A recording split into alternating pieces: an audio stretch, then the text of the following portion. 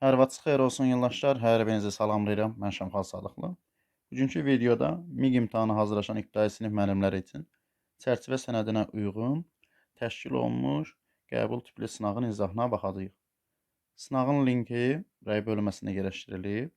Kimsə sınağı işləmək istəsə və ya sınağı kiməsə göndərmək istəsə, rəy bölməsindən linkini əldə edə bilər. Əlavə olaraq rəy bölməsində də digər pulsuz platformalarında link yerləşdirilib. Həmin platformalara daxil olub Telegram, Instagram, pulsuz WhatsApp və s. sınaqlardan, suallardan, izahlardan yararlana bilərsiniz. Dərslərimizə qoşulmaq və ya dərslərimiz haqqında məlumat əldə etmək üçün ekranın üst tərəfində qeyd olunmuş nömrə ilə 055 780 66 37 həmin nömrə ilə əlaqə saxlaya bilərsiniz. Bu cür video izahlarında sizə bir faydası varsa, videonu bəyənib kanala abunə olmağı unutmayın ki, daha çox faydalı videolar qarşınıza çıxsın. Diqqətinizə görə təşəkkür edirəm. Başlayaq sualların izahına. Birinci sualda bizə deyir ki, cədvəldəki ərzaqların hər birinin verilən çəkisinə uyğun qiyməti göstərilmişdir.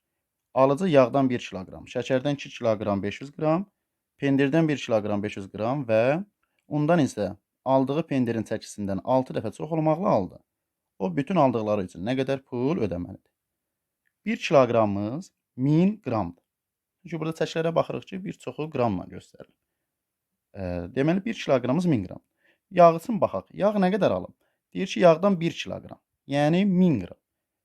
Yağ nə qədərdir? 200 qramı 3,6 qazıyın. Yəni 3 manat 60 qəpik. Bu da 360 qəpik deməkdir. Onda 360-ı 1 qramı neçə qəpikdir yağın tapmasını etməliyik. 200 qramı 360 qəpikdirsə 1 qram nə qədərdir? 360-ı bölməliyəm 200-ə. Və yağda nə qədər almışdı? 1 kiloqram. 1 kiloqram da deyirik ki, 1000 qramdır. Vurmalıyıq nəyə? 1000-ə. 1000 ilə 200 gedər, qalar 5. 5-i 360-a vuranda bu edər deməli 18, arxasına 2 0. 1800 qəpik. Bunu da manata çevirəndə eləyir 18 manat. Deməli, yağ etdi 18 manat. Keçdik şəkərə. Şəkərdən 2 kiloqram 500 qram. Şəkər üçün baxırıq ki, 500 qramı 2,8 azın. Yəni 2 manat 80 qəpik. 280 qəpik.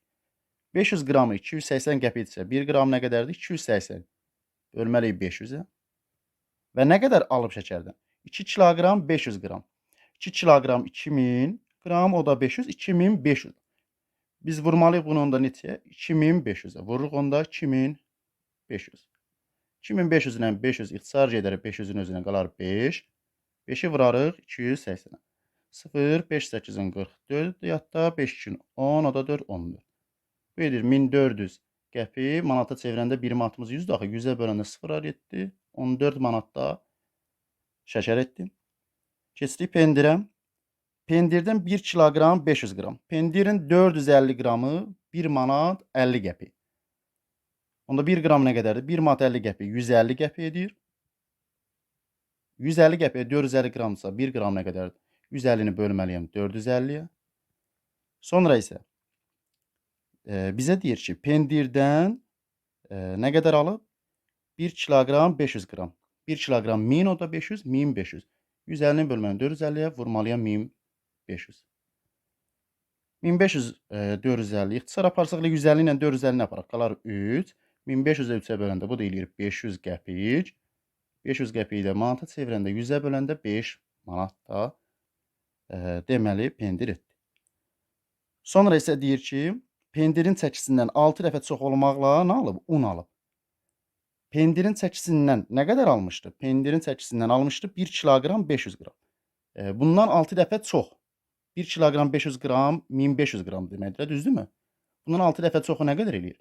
1500-ü 6-ya vuranda bu eləyir deməli 9000 qram. 9000 qram da neçə kiloqramdır? 1 kiloqram 1000 olduğuna görə 9000-i 1000-ə bölsək 9 kiloqram alıb. Yəni undan deməli nə qədər almışmış? 9 kiloqram. Un etdi 9 kiloqram. İndi baxaq un nə qədər edir? Unun 3 kiloqramı nə qədərdir? 2 manat, daha doğrusu 7 manat 20 qəpik, düzdürmü? Bəs onda 1 kiloqram nə qədərdir? 7 manat 20 qəpik, 720 qəpik deməkdir. 720 qəpik 3 kilo düşürsə, 1 kiloqram nə qədər? 720-ni bölməli 3-ə. Və tapdıq ki, un nə qədər almalıdır? 9. Yəni pendirdən 6 dəfə çox, 1 kiloqram 500 qramdan 6 dəfə çox bu eləyir 9000 qram, o da 9 kiloqram edir. 3 kiloqramı 720 qəpik olduğuna 720-ni böldükcə 9 kiloqram aldığına görə vururuq 9. 9 ilə 3 gedər, qalar burada 3. 3 vuranda 720, 3 0 0, 3 2 6, 3 7 21. 2160 qəpik. Bunu da 100-ə bölsək, yəni manata çevirsək, bu da eləyir 21 manat 60 qəpik. 21 manat 60 qəpik də etdi. Nəyin qiyməti? Unun qiyməti. O bütün aldıqları üçün nə qədər pul ödəməlidir? İndi hər birini bir-bir toplayaq. Deməli, yağ üçün nə qədərdir? 18 manat. Şəkər üçün 14 manat. Pendir üçün 5 manat. Və sonda un üçün isə 21 manat 60 qəpik. 21 manat 60 qəpik. Toplasa bunların cəmi 18, 14, 32, o da 5. 37, 37 üstə 21 gəlsək. Bu edər 58 manat 60 qəpik də olduğu kimi yerində qalar. Deməli, bütün aldıqları üçün 58 manat 60 qəpik ödəməli. Birinci sualda cavabımız etdi. A variantı. Keçək növbəti suala. İkinci sualda bizə deyir. Şəkildə göstərilən fiqurun həcmi neçə kub millimetrdir? Ümumiyyətlə, həcm qayda kimi yadda saxlayın ki. Həcm tapmaq üçün təbii ki, bu kub, parafetdən söhbət gedir, kuboid və s. Həcm n vur uzunluq vur hündürlük. N uzunluq hündürlük bir-birinə vuranda biz nəyi tapırıq? Həcmi tapmış oluruq. Bu sualı iki cür həll edə bilərik. Birinci, bunu ümumi bütöv fikirləşək. Məsələn, bu fiqur bütövdür, tutaq ki. Belə təsəvvür edək. Olacaq, uzunluq nə qədər? 12. Hündürlüyü nə qədər? 10. Vur 10-a. N nə qədərdir? N-i də 2. Vurarıq 2. 120, 122-yə vurduq, bu eləyir 240. Bunu biz özümüz tamamladıq axı. Özümüz tamamladığımıza görə artıq nə qədər hissə olub? Artıq olan hissəni tapmaq üçün nə etməliyik?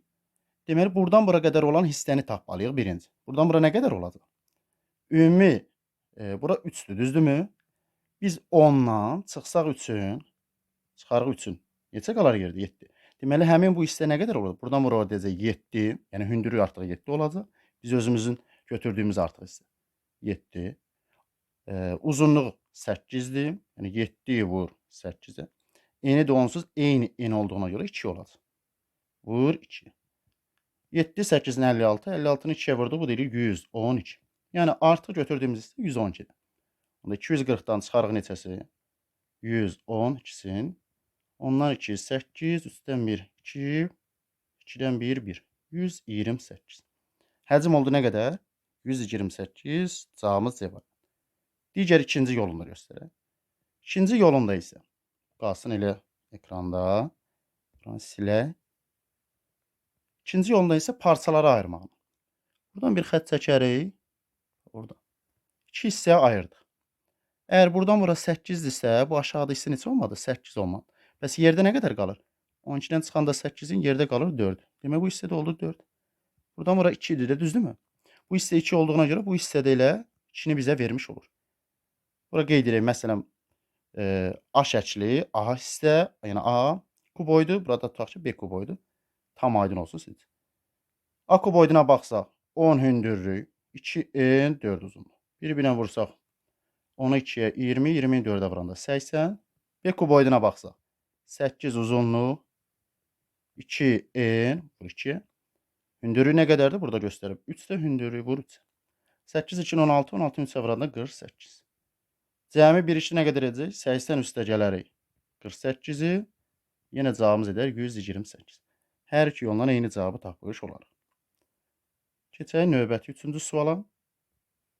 3-cü sualda bizə deyir, motosikletçi əvvəlcə A məntəqəsindən başlayaraq eyni istiqamətdə dairəvi yolda hərəkət edir. O eyni istiqamətdə, eyni sürətdə hərəkətdə olduğu müddətdə 5-ci dəfə B nöqtəsinə çatanda 109 saniyə, 8-ci dəfə B nöqtəsinə çatanda isə 178 saniyə keçdi. Motosikletçi A nöqtəsindən başlayaraq əvvəlki istiqamətin əks istiqamətində getsə, neçə saniyə sonra 4-cü dəfə B nöqtəsinə çatar şəkildə qeyd etmiş. Baxın əvvəlcə buradan təkrarlayırmış 5-ci dəfə. B nöqtəsinə çatanda baxın bir dəfə çatdımı B? İkinci, üçüncü, dördüncü və 5-ci dəfə gələndə artıq belə göstərim sizə. 5-ci dəfə gələndə yarıya qədər gəlir. Yəni B-yə qədər gəlir. Yarı demir, B-yə qədər gəlir. Yəni tam dövr etməsinə ehtiyac olmur. Bu məntiqi burada yadımızda saxlayaq. İndi nə olduğunu göstərək. Deməli bu saniyələr arasında fərq nə qədərdir? 178-dən çıxsaq 109-u yerdə qalar deməli 18-dən 9, 6, 69 saniyə arada fərq var. Bəs neçə dövr arada fərq var? 5-ci dəfə, bir də deyir 8-ci dəfə. 8-dən çıxanda 5, bu eləyir 3. Yəni 3 dəfə ümumi dövrü, 3 dəfə tam dövrü 69 saniyəyə bərabərdir. Bəs onda bir dövrü nə qədərdir? 69-u bölürəm 3-ə, düşür neçə? 23 saniyə. Yəni motosikletçi A nöqtəsindən başlayaraq tam bir dövr edib təkrar A nöqtəsinə gələndə neçə saniyə keçirmiş? 23 saniyə. Buraya yazaq dövr. Yəni bir dövrü 23 saniyə oldu. Yəqin ki, bura qədər aydın oldu. İndi davam edirik. Məsələ bunun arasındadır. Baxın, diqqət edin, 5-ci dəfə deyir B nöqtəsinə. 5-ci dəfə B nöqtəsinə çatması üçün deməli, bax, bir dövr tam getdim, 2-sin tam getdi, 3-ün tam getdi, 4-ün tam getdi, 5-ci dəfə B nöqtəsinə çatacaq. 5-ci dəfə axıra qədər getməyinə ehtiyac olmur. Baxın, sadəcə B-yə qədər gəlir. Yəni 5-ci dəfə B-yə çatdı. Deməli 4 dəfə tam dövr edir. 4 dəfə tam dövr edir.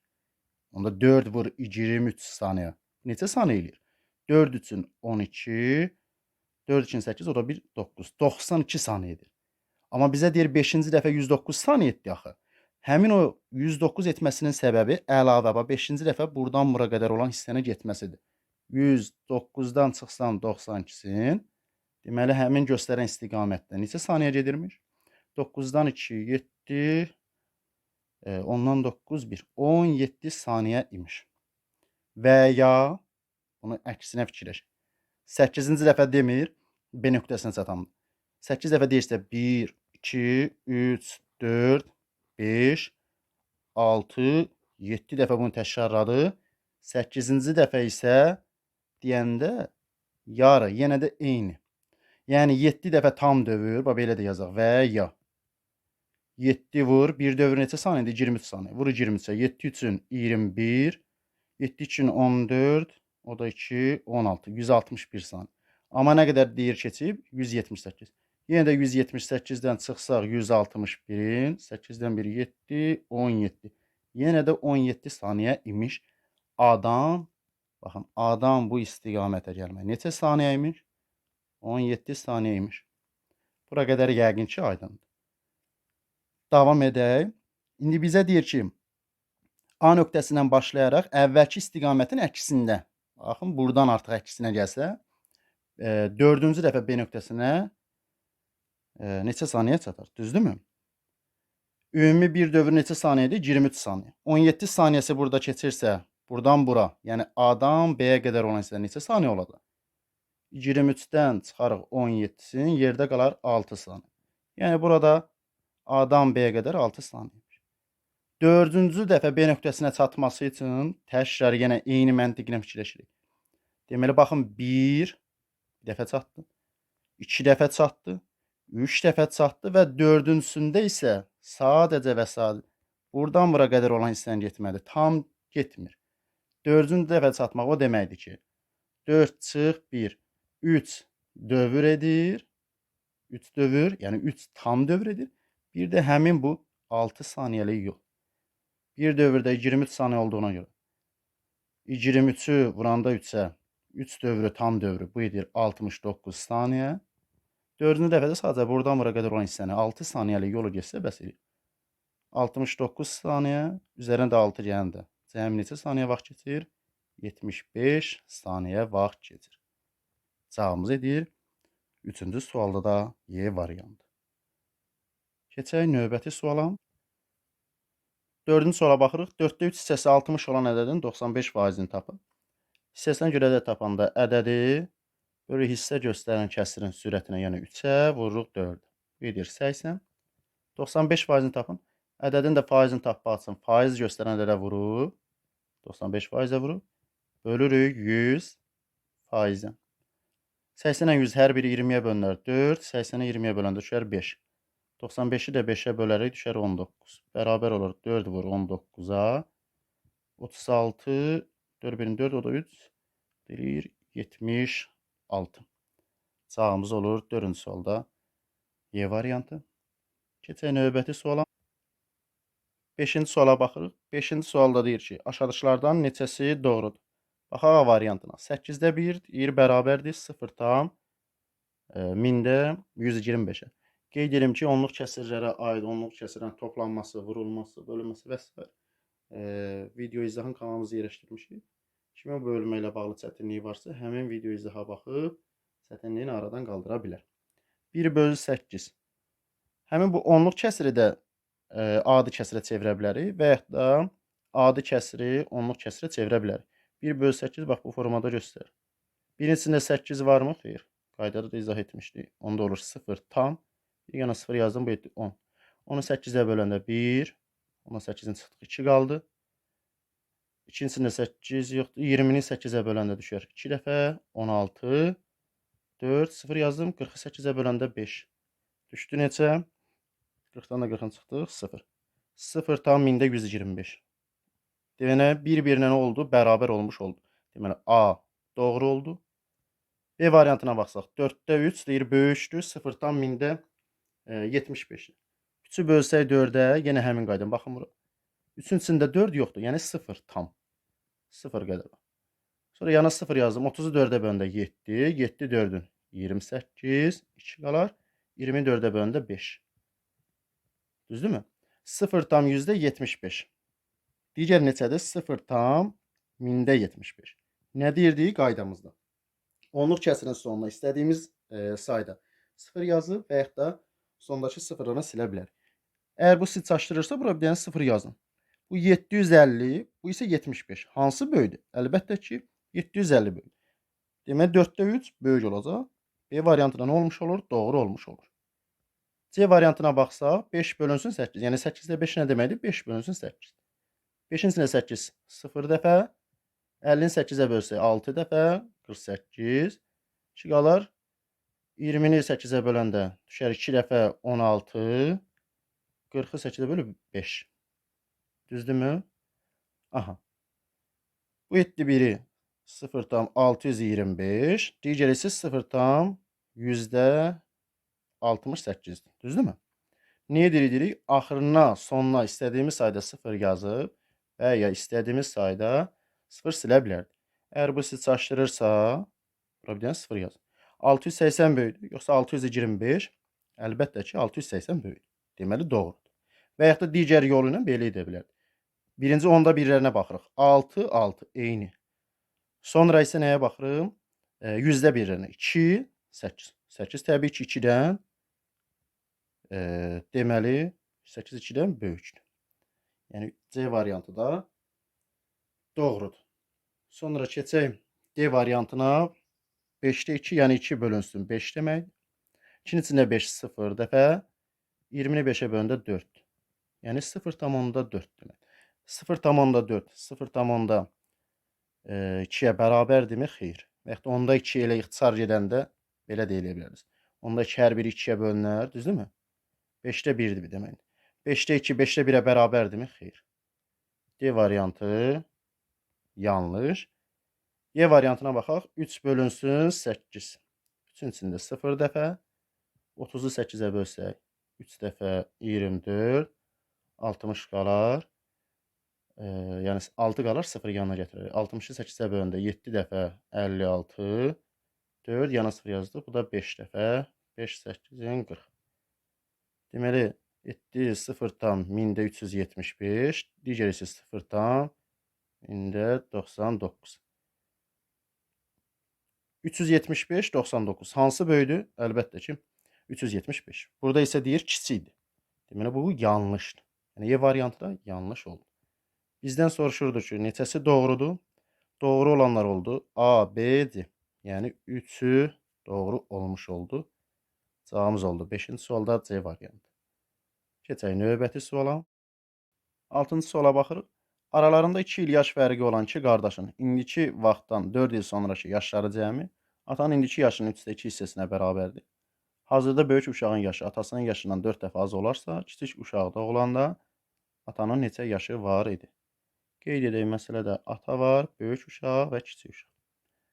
Məsələni sondan geri qayıtmaq biz üçün daha rahatdır. Müxtəlif cür təbii ki, həll edə bilərik. Əvvəldən də gedə bilərik. Sondan daha rahat olar. Baxın nə deyir?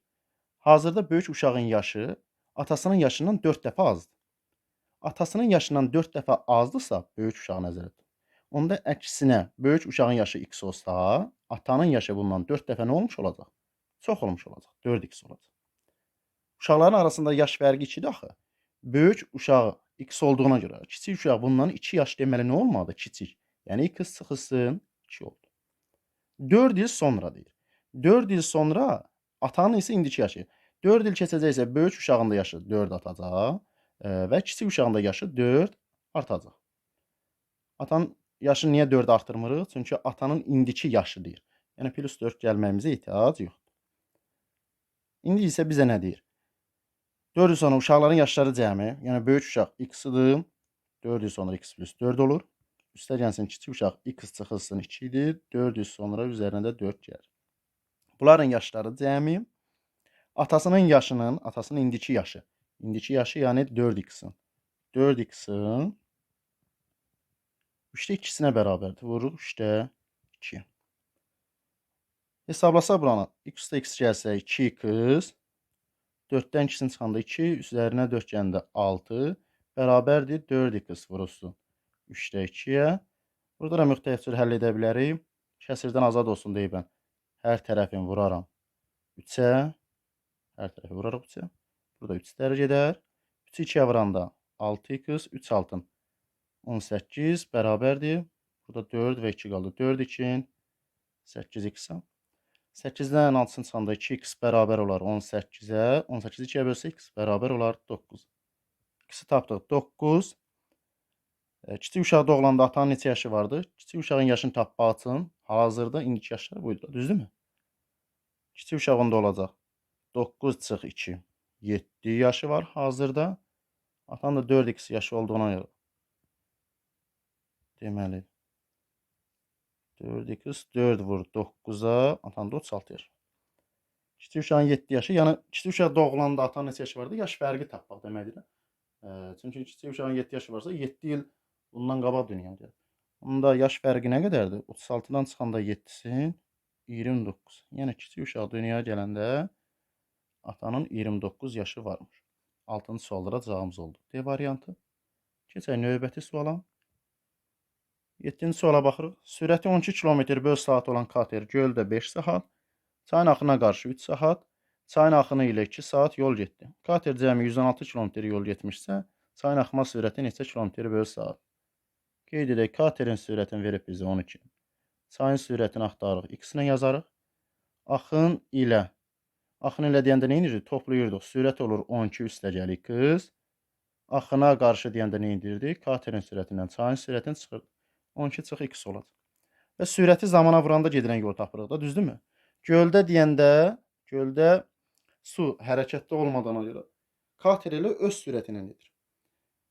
Göldə 5 saat. Göldə onda kater öz sürəti 12 vur 5 olur. Plus cəmi nə qədər yol getdiyini tapırıq.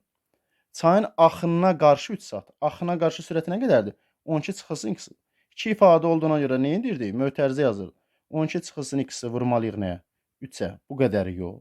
Plus axın ilə 2 saat. Axın ilə də sürət 12 plus x. 2 ifadə olduğuna görə nədə yazırıq? Mötərizədə yazırıq. Vur 2. Və bu yol cəmi nə qədərdir? 116-ya bərabərmiş. Onda bunu hesablasaq, 12-ni 5-ə vursaq 60, üzərinə gəl. 3-ü 12-yə vuranda 36, çıxılsın 3-ü x-ə vuranda 3x. Üstə gəlsin 2-ni 12-yə vuranda 24. Üstə gəlsin 2-ni x-ə vuranda 2x bərabərdir 116-ya. Ədədləri bir tərəfdə saxlayaq, dəyişənləri bir tərəfə. Deməli, 60 üstə 36 üstə gəl 24. 116-nı sola keçəndə çıxma olur. 116. Mənfi 3x sağa keçəndə müsbət 3x olur. Müsbət 2x sağa keçəndə çıxılsın 2x olmuş olur. 60 üstə 36 96 üzərinə gəndə 24. Bu eləyir 120. 120-dən 116-sını çıxanda qalır 4. 3x-dən də x-in çıxanda qalır elə x. X-i tapdıq 4. Bizdən də çayın sürətini soruşurdu. Çayın sürətini x-lə ifadə etmişdik. Çayın sürəti elə 4 km/saat olmuş olur. 7 dərəcə cavabımız olur. A variantı. Keçək növbəti suala.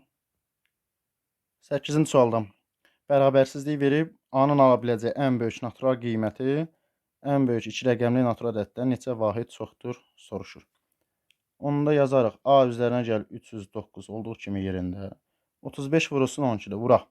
35-i 10-a vuranda 350, 35-i 2-yə vursaq 70. 350, o da 70, 420. Toplamadır. Adi qaydada sağ tərəfə keçirsək çıxma olar. 420-dən 309-unu çıxarıq. 10-dan 9, 1. Deməli, 1-dən 0-ın çıxanda 1, 4-dən 3-ün çıxanda 111. A 111-dən kiçikdir. Yəni A-nın ala biləcəyi qiymətlər, natural qiymətlər soruşanda 111-dən kiçik nəyə ala bilər? 1-i, 2-ni, 3-ü və s. belə davam edir. Ta ki 110-a kimi. Düzdürmü? Bizdən deyir A-nın ala biləcəyi ən böyük qiymət. Ən böyük qiyməti neçəni ala bilər? Ən böyük oldu 110. Yəni həmin bu 110. Ən böyük 2 rəqəmli natural ədəddən. Artıq burada rəqəmləri fərqi və s. Elə bir şərt varmı? Xeyr. Ən böyük 2 rəqəmli natural ədədimiz neçədir? 99. 99-dan neçə vahid çoxdur? 110-dan çıxırıq 99. 10-dan 9, 1, 1. 11. Cavabımız olur B variantı. Keçək növbəti suala.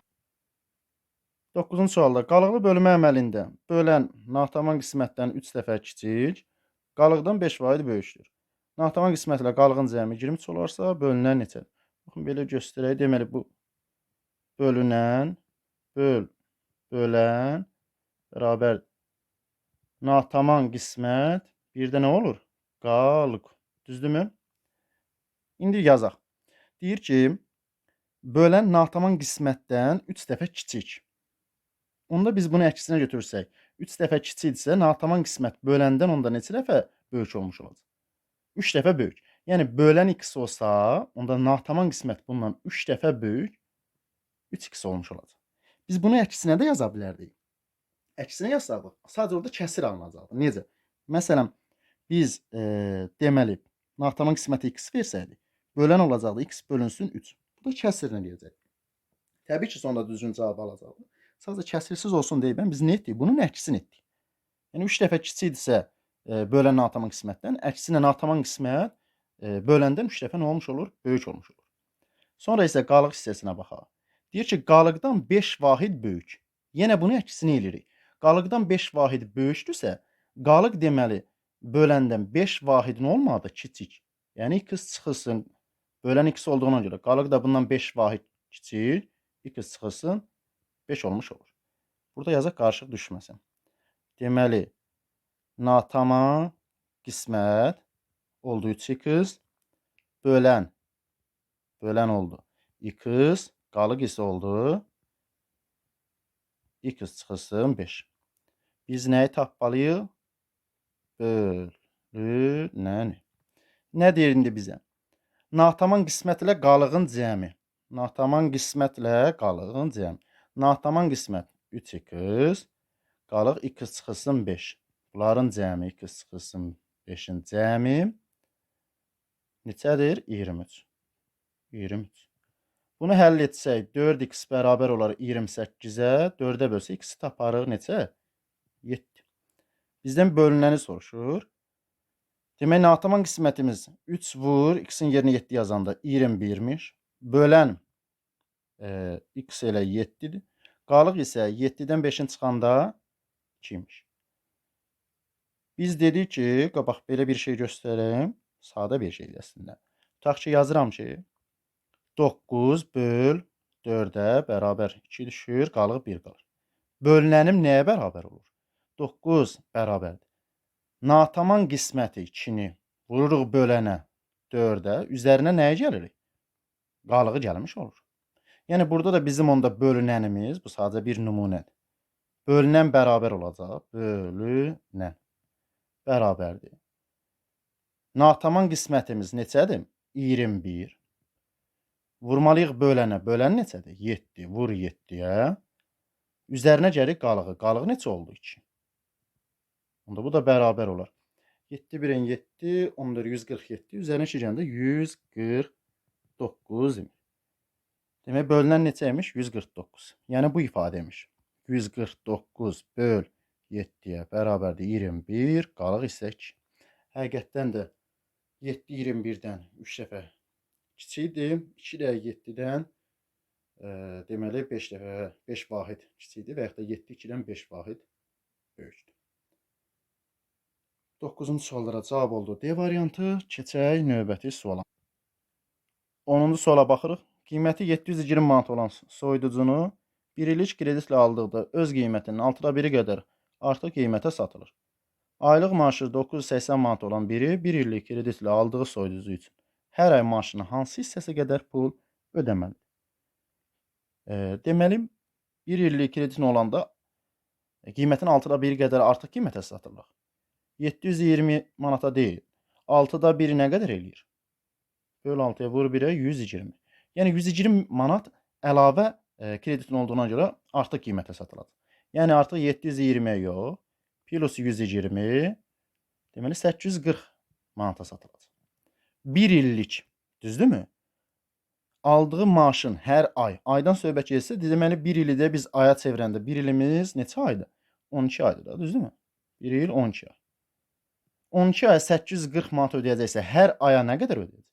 840-ı bölərik 12-yə, bu da düşər 70 manat. Deməli, hər ay nə qədər ödəməlidir? 70 manat ödəməlidir. Aylıq maaşı da deyir 980-dir. Yəni, həmin o 70 manat 980-in aldığı maaşın hansı hissəsi qədərdir? Nə qədər ödəməlidir?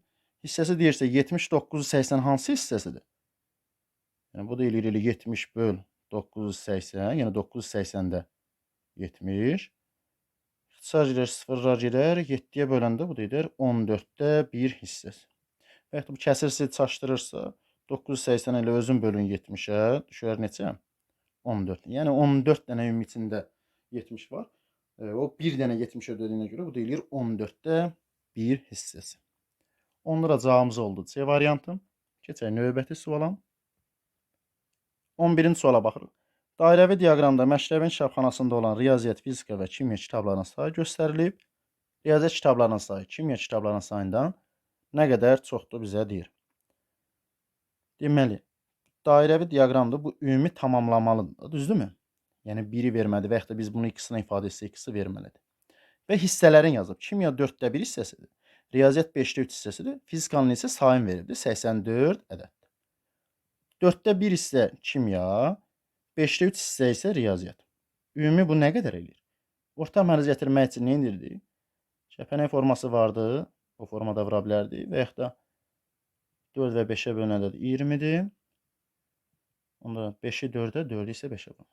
Bu eləyir 20-də 1 5-in 5, 3 4-ün 12. Bu eləyir 20-də 17 hissə. Yəni baxın, riyaziyyatla kimya bir işdə hansı hissəsidir? Belə göstərir. 20-də 17 hissəsi. Tam hissəni verməlidir. Onda fizika hansı hissəsi olacaq? Bu tamamlamaq. 20-də 17 hissəsi oradadırsa, 20-dən 17 hissəsini çıxanda neçə hissəsi qalır? 3 hissəsi. Yəni 20-də 3 hissəsi də nə imiş? 20-də 3 hissəsi də deməli fizikaymış. İndi ayrı-ayrı hissələri də onsuz bizə veribdir burada. Və fizika kitablarında sayı nə qədər verib? 84. Yəni 20-də 3 hissəsi 84 olan ədəd tapmaq üçün 84-ü bölməliyik. 3-ə vurmalıyıq 20. 3-ə böləndə 28, 20-yə vuranda isə bu eləyir 560. Riyaziyyat kitablarının sayı kimya kitablarının sayına nə qədər çoxdur? Ümumi bütün kitabların sayı nə qədərmiş? 560. Riyaziyyat kitabları hansı hissəsi idi bunun? 560-ın 5-də 3-ü. Onda 560-ı bölərəm 5-ə, vuraram 3-ə. 5-ə böləndə 1, 12, 112, 3-ə vuranda 6, 336 riyaziyyat etdim. Kimyanın tapmağını isə kimya nə qədərdir? 4də 1 isə. 560-ın 4də 1-i böl 4-ə vur 1-ə, bu da eləyir 140. Riyaziyyat kimyadan nə qədər çoxdur? Yəni 336 140-dan nə qədər çoxdur? 336-dan da çıxırıq 140-ın 6, 13-dən 4 9, 2-dən 1 1, 196 ədəd çoxmuş. 11-ci suallara cavabımız oldu. Y variantı. Keçək növbəti suala. 12-ci suala baxırıq. Biri digərinin yarısından 12 vahid kiçik olan 2 natural ədədin cəmi 103-lərə qədər yuvarlaşdırdıqda 600 alınan rəqəmləri fərqli ən kiçik 3 rəqəmli tək ədəddir. Kiçik ədəd neçədir? Birinci biz baxaq ki, 103-lərə qədər yuvarlaşdırdıqda 600 alınan rəqəmləri fərqli ən kiçik 3 rəqəmli tək ədəd hansıdır? Ən kiçiyin tapmaq üçün birinci nə edirdik? 103-lərə qədər deyəndə, ən az deyəndə 50 çıxırdıq, ən çox deyəndə isə nə edirdik? 49 gəlirdik. Düzdürmü? Sadəcə bir dənə orada istisna 100 ədəd idi. Onu əvvəlki sınaqlarda izah etmişdik. Neysə, deməli burada 600-dən çıxırıq 50-sin. Yəni 103-lərə qədər yuvarlaşdırdıqda 600 alınan birinci ən kiçik ədədi tapaq. 650-sin çıxanda 103-lərə qədər yuvarlaşdırdıqda ən kiçik ədəd olur 550. Düzdürmü? Amma baxırıq ki, bu şərtin hələ əlavəsi var. Birinci şərt, rəqəmləri deyir fərqli. Rəqəmləri fərqlidirsə, biz 550-dən aşağı götürə bilmərik. Çünki elə ən kiçiyi 550-dir, düzdürmü? Rəqəm fərqi deyirsə, deyirəm, aha, 550 yox, onda 550-dən böyük rəqəmləri fərqləyən kiçik ədəd hansı olar? Götürürəm 560-ı. Yəni bu sıfırı dəyişmən bir mənası yoxdur. Eyni olanlar burada 5-lər. Ona görə 550-dən böyük rəqəmləri fərqli ən kiçik ədəd hansı oldu? 560. Görürəm ki, yenə də əlavə bir şərt var. Ən kiçik 3 rəqəmi tək ədəd. Onda 560 cütdür axı. 560-dan böyük, amma ən kiçik tək ədəd hansı olur? 561. Hissə hamısını bir-bir dedim ki, tam aydın olsun, qaranlıq qalan bir məqam olmaz. Deməli 600 alınan ən kiçik 103-lərə qədər yuvarlaşdıranda 600 alınan ən kiçik ədəd oldu 550. Rəqəmləri fərqli 560 oldu. Tək ədəd dediyinə görə ən kiçik 561 oldu. Yəni bu ədədlərin cəmi 561-miş. Bura qədər yəqin ki, aydın. 561 cəm. İndi qaydaq məsələ. Biri digərinin yarısından. Kəsirsiz olsun deyə mən nə edirdik? Yarı dediyinə görə birinə 2x verərəm. Yəni x də verə bilərdi, fərqi yoxdur. O kəsirlə alınır. Yarısı 2x-in elə yarısı 2-yə böləndə, yəni 2-ni 2-yə böləndə 1.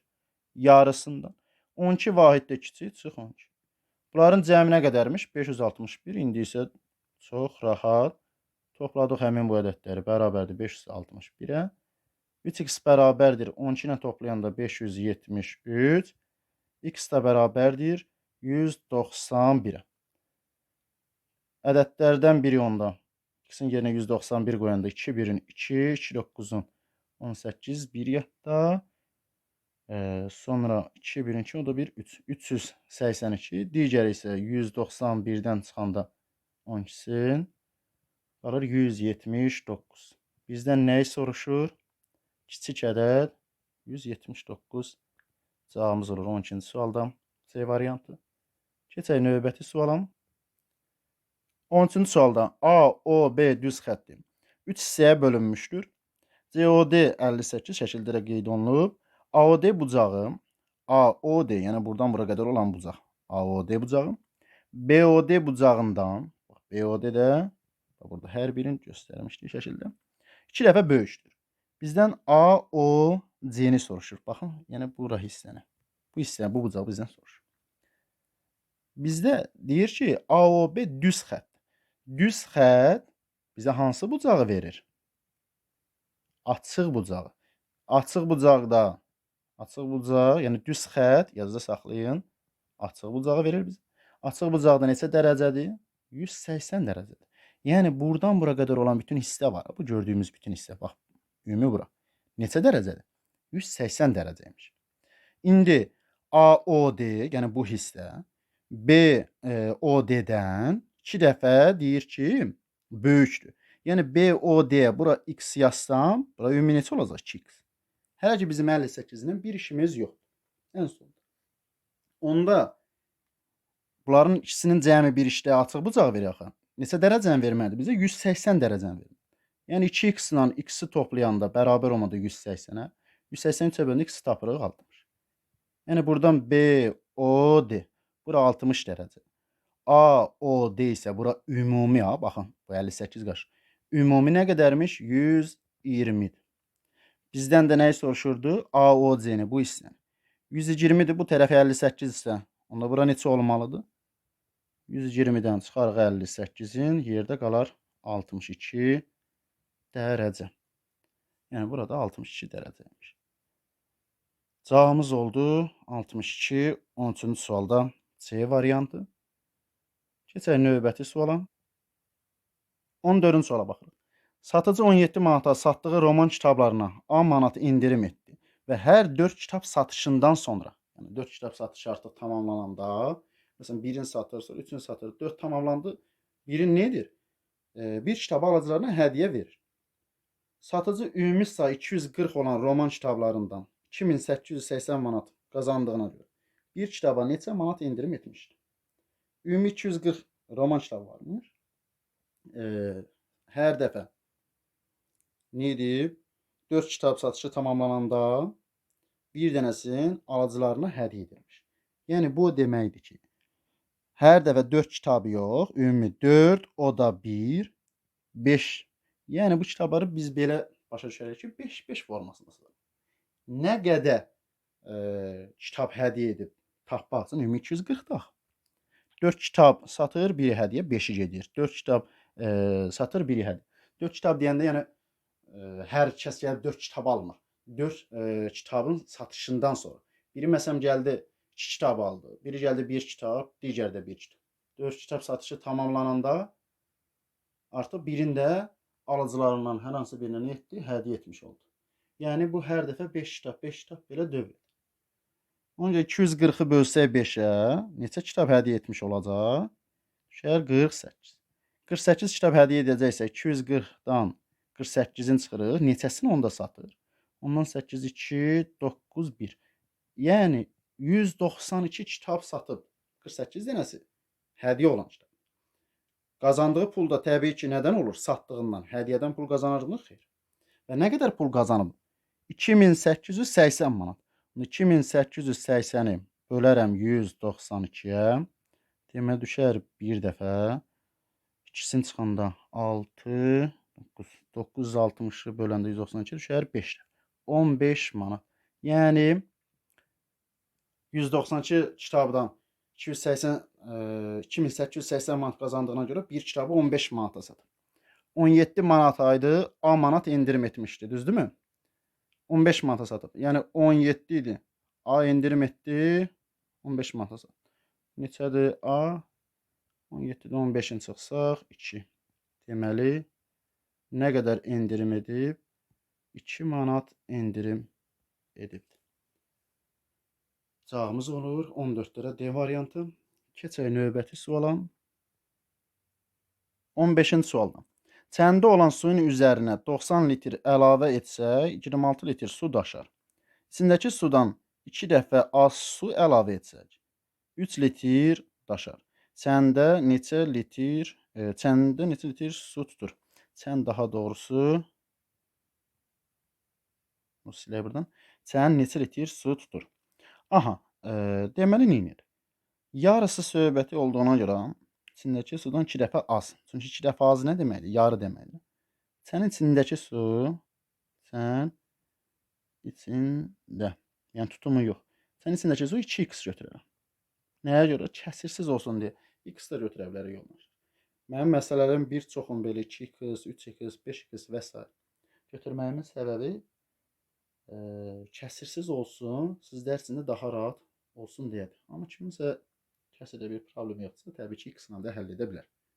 Mənim də bir problemim yoxdur, sadəcə sizlər üçün daha rahat olsun deyə mən qeyd edirəm. Aha, çəndə olan suyun üzərinə 90 litr əlavə etsə, 26 litr su daşar. Onda daşmaması üçün 90-dan çıxsam 26-sının neçəyə qalır? 64 litr. Yəni çənin içindəki suyun üzərinə, 2x-in üzərinə 64 gəlsəm, çən nə olar? Doldu. Dolar. Düzdürmü? İçindəki sudan 2 dəfə az su. İçindəki su 2x-dir axı. Bundan 2 dəfə az su 2-yə bölündü x. Yəni içində 2x su vardı. 2 dəfə az su x eləyir də. X gəlsəm, deyir ki, 3 litr nə olar? Daşar. Onda həmin o daşan 3 litri çıxsam, yenə çən nə oldu? Dolar. Yenə çən nə oldu? Dolmuş oldu. Hər ikisində çənin dolmuş olduğunu, tam nə qədər su tutduğunu tapdığımı, deməli onda bu ifadələr bir-birinə nə olmalıdır? Bərabər olmalıdır. Yəni çənin tutumu 2x plus 64 və yaxud da 2x üstəgəl x çıxılsın 3 ifadəsidir. Hər ikisinə çünki çən tam dolubdur. Onda bu tənliyi həll etsək, 64 öz yerində qalar. Çıxılsın 3 sağa keçəndə toplama olur. 2x da x gələndə bu eləyir 3x. Buradakı 2x sağa keçəndə çıxılsın oldu. 67 bərabər oldu x-a. X-i tapdıq 67. Çənin içində nə qədər su var desəydi, 2-ni vuracaqdıq 67-yə, düzdürmü?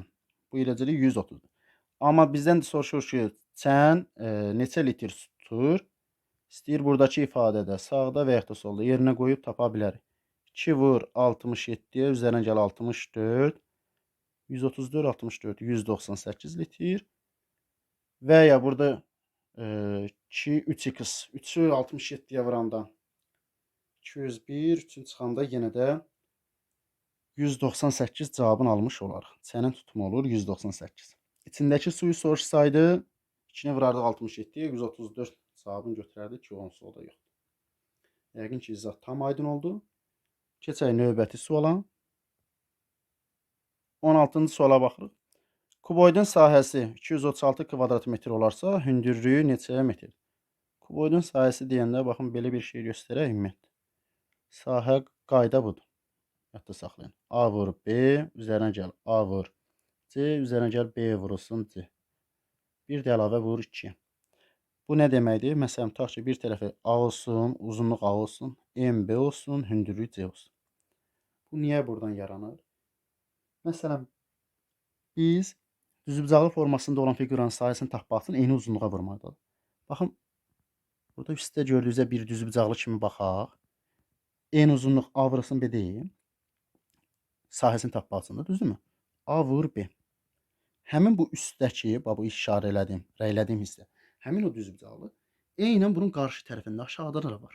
2 dənə olduğuna görə əlavə hər birini 2-yə vurur. Və ya məsələn, buradakı tərəfə baxın. Bu hissə. Bura baxın. Bura B, baxın B-nin nədir? C, düzdürmü? B vurulsun C deyil, buranın sahəsi. Həmin bu qarşı tərəf burada da var. Burada da B vurulsun C. Eyni olduğuna görə təkrar vurur 2. Ona görə neyinir? Hər birinin sahəsini ayrı-ayrı tapır.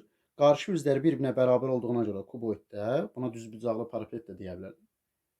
Toplayır və təkrar 2-yə vurması oradan yaranmış olur. Yəqin ki, aydın olur. İndi məsələni həll etsək. Hündürlüyü nə qədərdir bilmirik. Hündürlüyü yazarıq nə ilə? X-dan ifadə edirik. X olsun. Deməli, onda olacaq. Sahə nə qədər verib? 236. Burada 236 bərabərdir. 5 vurulsun x. Yəni buradakı 5 vur x. Üstə gəlsin. 6 vurulsun x. Yəni bax buradakı hissəni görün. 6 vurulsun x. 6 vurulsun x. Üstə gəlsin. Bura 6-dırsa, burada 6-dır bax. Tam yəqin ki, aydın olar. 5 6-nın 2 dənə olduğuna görə 5 vur 6. Hər birindən 2 dənə olduğuna görə vururuq bir dənəyə 2-yə.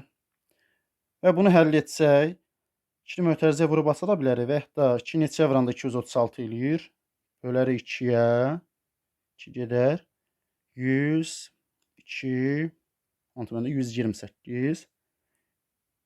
Deməli 128 düz yazılmır. Yox, daha doğrusu 1, 1, 118. Aha, 118 bərabərdir. 5x-də 6x, 11x, üstə gəl 5 6-nın 30. 118-dən 30-un çıxanda 8, 11-dən 8 bərabərdir 11x-a. 88-i 11-ə böldü, x da bərabərmiş nəyə? 8-ə. Hündürlüyü soruşurdu. Hündürlük demək neçə metrdir? Cavabımız olur 8 metr. Yəqin ki, tam aydın oldu. Keçək onda növbəti suala. 17-ci suala baxırıq. Aşağı rəqəmləri fərqli ən kiçik 3 rəqəmli ədədi 2 rəqəmli ədədə vurmalı idi. Birinci şərtini ilə baxaq. Rəqəmləri fərqli ən kiçik 3 rəqəmli ədəd. Ən kiçik 3 rəqəmli ədəd 100-dür. Sonra rəqəmləri fərqli dediyinə görə 101 götürə bilmirəm. Çünki 101-də də yenə eynidir. Deməli növbəti olur 102. Yəni rəqəmləri fərqli ən kiçik 3 rəqəmli ədəd neçədir? 102. 102-ni vurmalı idi 2 rəqəmli bir ədədə. Tutaq ki, AB ədədi. Vurmalı idi. Bax bu ifadə yadımızda qalsın. Şari bunu etməli idi. O 2 rəqəmli ədədin onluq və təkcil rəqəmlərinin yerlərini səhv yazdığına görə. Yəni AB-yə vurmaq əvəzinə onluqla təkcilin yerini səhv yazıb B-aya vurur. Belə göstərim. Tutaq ki, 68-ə vurmaq əvəzinə 86-ya vurur.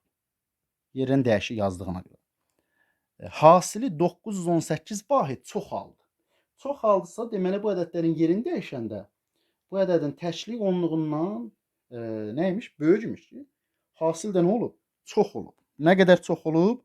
918 vahid. Çox olubsa onsuz ədədləri bir-bir vururuq da, düzdürmü? 102-yə vurub da həmin ədəd. Onda nə qədər çox olub? Yəni BA ədədi. AB ədədindən nə qədər çox olub? Tapmaq üçün nə etməli? Həmin bu çoxu 918-i bölürəm 102. Ayrı-ayrı da vura bilərdi. Yəni parçalama yolu eyni. Böləndə 102-yə düşər nə qədər? 9 var. Deməli növbəti ədəddən BA-dan AB-nə çıxanda 9 olur.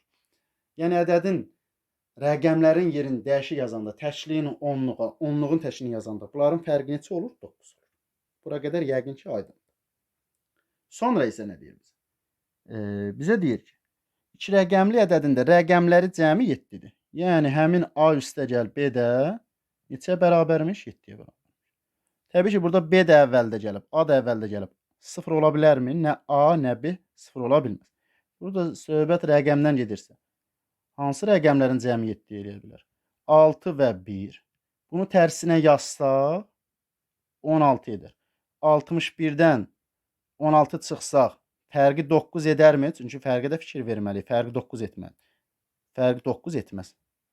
Sonra neçə yaza bilərik? 5, 2. Tərsi bunun əksi neçə olacaq? 25. Deməli, 25. 52-dən çıxsaq 25-i. Bunların fərqi 9 edərmi? Xeyr, etməz. Sonra neçə yaza bilərik? Bir də 4, 3. Всё. Da bir də təkrar 16, 25, 34 yerini dəyişmə ehtiyacı yoxdur. Onsuz yenə eyni şeydir, eyni rəqəmlər. 4-dən 3, yerlərini dəyişik yazan neçə olur? 34. Həqiqətdən də 43-dən çıxanda 34-ün fərqi neçə edir? 9 etmiş oldu. Deməli, həmin rəqəmlər neçə imiş? 4, 3, 3, 4. Doğru oldu mu? Yəni 43-dən çıxanda 34-ün həmin bu 9 fərqi verir.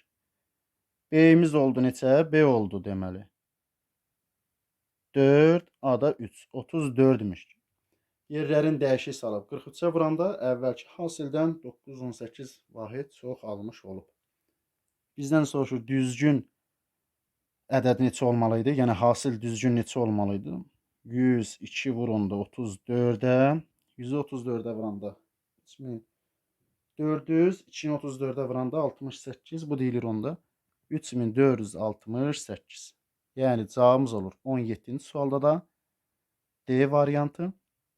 Keçək növbəti suala. 18-ci sualda isə kütlə aid bir sualdır.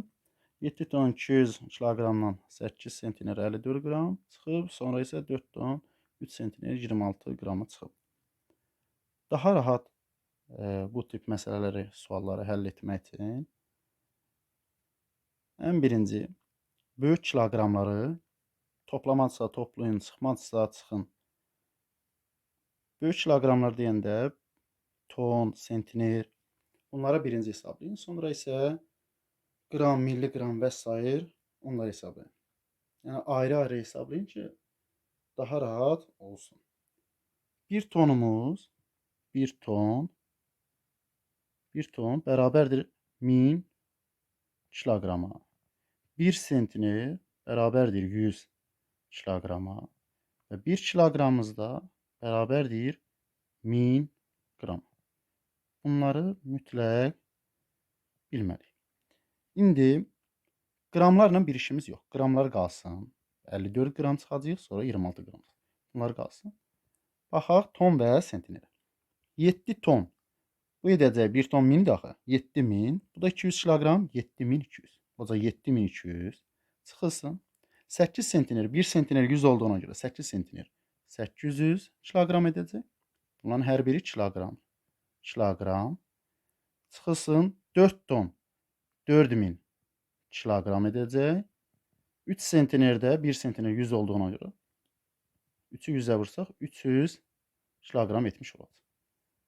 Fərq nə qədər oldu?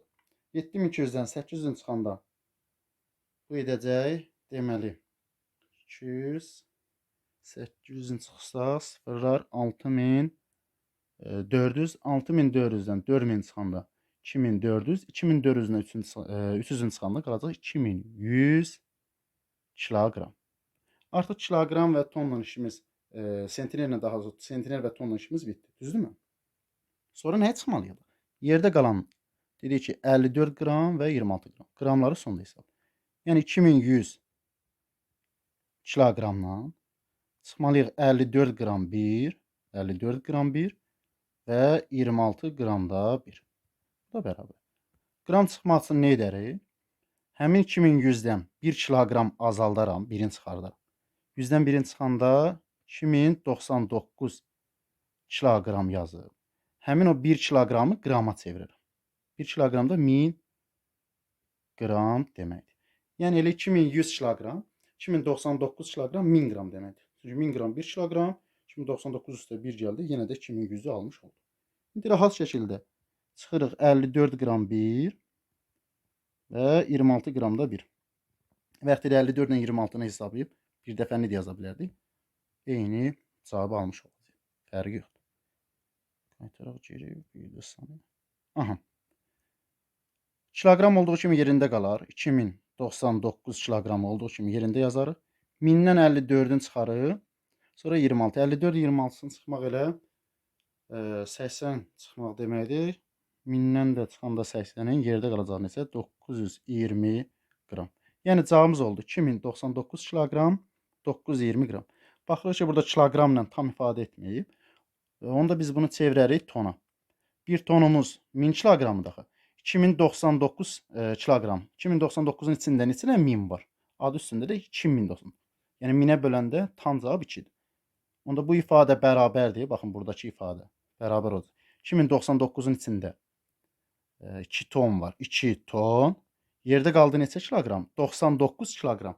Artıq bu sentnerə çata bilmir. Sentneri çevirə bilmirik. Çünki 1 sentner neçə kiloqramıdır? 100 kiloqramıdır. 99-dur. 100-ə çata bilmir. Yəni sentnerlə ifadə edə bilmir. Onda 2 ton 99 kiloqram olduğu kimi yerində qaldı. Kiloqram və qram nə qədərdir? 920 qram. Yəni cavabımız oldu 2 ton 99 kiloqram 920 qram. 18 lirə cavabımız oldu Y variantı. Keçək növbəti suala. 19-cu suala baxırıq. Düzbucağın daxilinə, bir-birinə və düzbucağın tərəflərinə toxunan mərkəzləri A, B və C olan 3 eyni çevrə çəkilmiş. Şəkillərə qeyd olunur. A və C çevrələrin radiusu arasında məsafə 20 mm olarsa, düzbucağın perimetri neçə millimetrdir? Eyni çevrələrdir. Bax, radiuslar, radius nə idi? Mərkəzi nöqtələr, düzdürmü? A ilə C arasında, bax, bu məsafə deyir nə qədərdir? 20 mm. Düzdürmü? A ilə C arasında neçə radiusu var? Baxın. 1, 2, 3, 4 radius var. Ümumi 4 radius.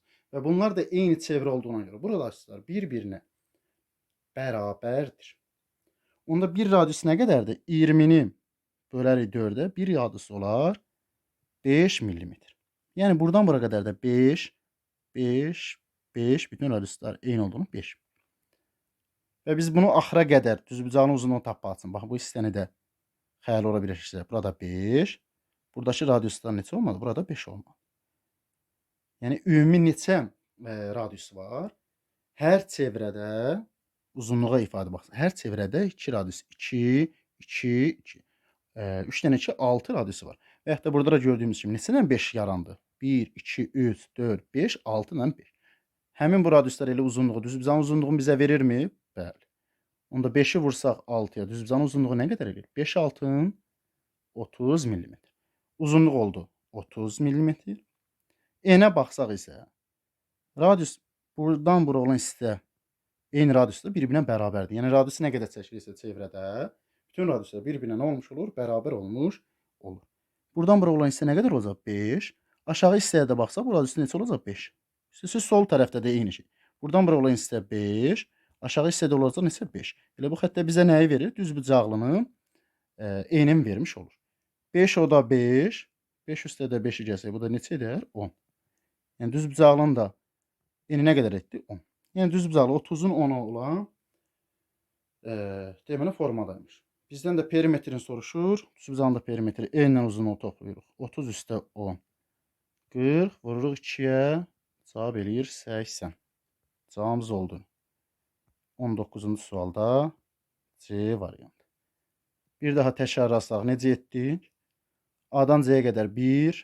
Bunlar mərkəzi nöqtələrdir. 1 radius, 2 radius, 3, 4 radius. Ümumi isə radiusların sayı neçədir? 6. 4-ü 20 olduğuna görə 20-ni 4-ə böldük 5. 6 radius olduğuna görə və bütün radiuslar bir-birinə bərabərdir. 5-i vurduq 6-ya. Bu etdi 30. Yəni bu radiusları biz üst tərəfdə çəksək, düzbucağın uzunluğu etdi 30. Eni isə 1 radius, 2 radius yerləşdiyinə görə 5-i 2-yə vursaq 10 etmiş oldu. Perimetrdə eyni uzunluğu toplayıb 2-yə vurduq. Cavab etdi 80. Keçək növbəti 20-ci və sonuncu sual. Sahəsi 169 kvadrat santimetr daha doğrusu olan kvadratın bir tərəfinin sona qədər kəsmə ilə sahəsi 78 kvadrat santimetr olan düzbucaqlı kəsib ayırdılar. Qalan fiqurun perimetri neçə santimetr? Baxın, belə bir kvadratım vardı. Həmin kvadratın sahəsi deyəndə kvadratın bütün tərəfləri bir-birinə nə olmuş olur? Bərabər olmuş olur. Kvadratın sahəsi S bərabərdir A vurulsun A və yaxud da A kvadratı deməkdir. Kvadratın bütün tərəfləri bir-birinə bərabərdir. Və sahəsi 169. Yəni A vurulsun A, kvadratın tərəfinə A desək. A vurulsun A bərabərdir 169. Hansı eynədə də bir-birinə vuranda 169 eləyir? A bərabər olur neçə? 13. Yəni kvadratın tərəfi neçə imiş? 13-dür. Bütün tərəflər 13. 13, 13 bu form.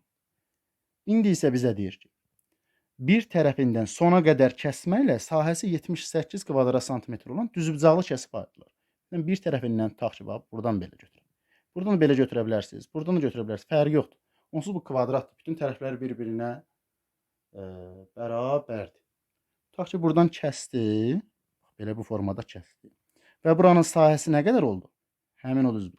Buranın sahəsi oldu 78. Bizdən də soruşur ki, qalan fiqurun perimetri neçə santimetrdir? İndi bundan sonrasında iki cür həll edə bilərik. Baxın, həmin bu kəsilən düzbucağını burada göstərir. Bunun sahəsi nə qədərdir? 78. Sahədə necə hesablanır? S bərabərdir A vurulsun B. Yəni M vurulsun uzunluq. Düzdürmü? Həmin bu hissə ilə bu tərəf neçədir? Bax, buradan bura olan hissə 13 deyildi. Elə bu hissə neçə olaraq qalacaq? 13 olaraq da qalmış olacaq. Ümumi buradan bura 13-dür axı. Düzbəndə sahəsi deyil, M vurulsun uzunluqdur. 13-ü neçəyə vurub ki, 78 alıb? Onda əksinə 78-i bölsək 13-ə düşər neçə? 6. Yəni həmin o düzbucaqlının eni nə qədərmiş? Eni 6-mış. Buradan bura 6-dırsa, bəs bu hissə nə qədərdir? Ümumi 13 deyildi.